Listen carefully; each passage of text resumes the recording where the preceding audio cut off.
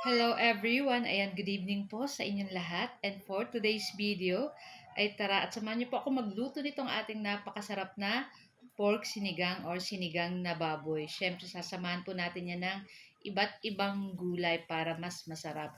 And meron din tayo guys dito tilapia na may palaman po sa loob ng mga kamatis, bawang, luya, sibuyas. So, na-take out ko pa po yun guys dahil dun sa aming tinugtugan ay pinabaon ako ng isdang tilapia na may palaman nga po sa loob. And meron ding hipon po na malalaki. Ayan, thank you so much po sa aming tinugtugan.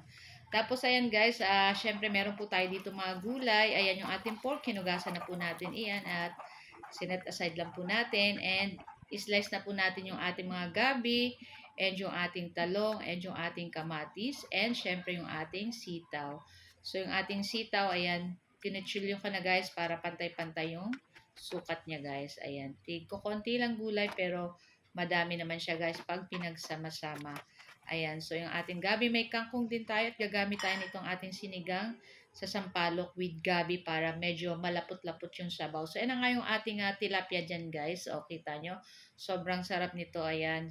From Bato, Camarines Sur. Ayan. And syempre yung ating tatlong hipon na malalaki din guys. Sobrang sarap din ito guys. So tara na guys at samahan niyo pa ako magluto and enjoy watching po. So yan nga sa ating malaking kawali. Maglagay tayo ng maraming tubig syempre.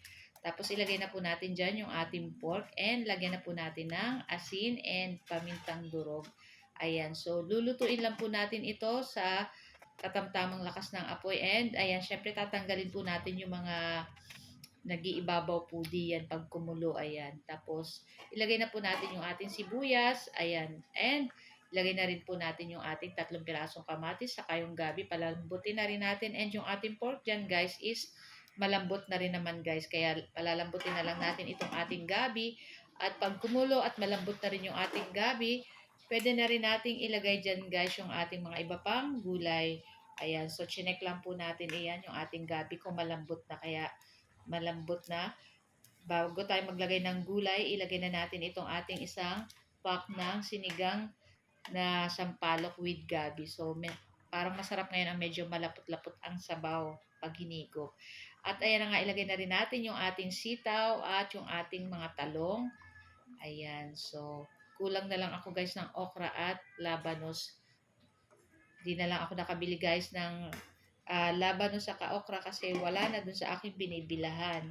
So yun na nga at okay na at malambot na yung ating mga gulay dyan. So maglagay na tayong sili at yung last natin ay yung ating dahon ng kangkong. So lutuin lang natin yan guys ng ilang minuto pa and that's it. Napakadali lang naman po talaga magluto nitong ating sinigang na baboy. Ayan. Tapos, ayan, pagkaluto natin, syempre, set aside lang po natin and ang atin namang lulutuin, iinitin, ay yung ating tilapia. So, luto naman na po yung dati, kaya ay initin lang natin and hindi na po tayo maglalagay dyan ng mantika. Ayan, ininit lang natin and tinakpan lang natin para uminit yung ating isda. So, ayan na nga at okay na rin to guys at ready na rin po kaming kumain ng dinner. So guys, ito lang po ang ating video today at sana po ay nag-enjoy kayo. Huwag niyo po sana kalimutan mag-like, comment at pa-share po ng ating video. Tara na guys! Kainan na! Sobrang sarap po nito at talagang ang sarap ng sabaw. Bye! Ciao!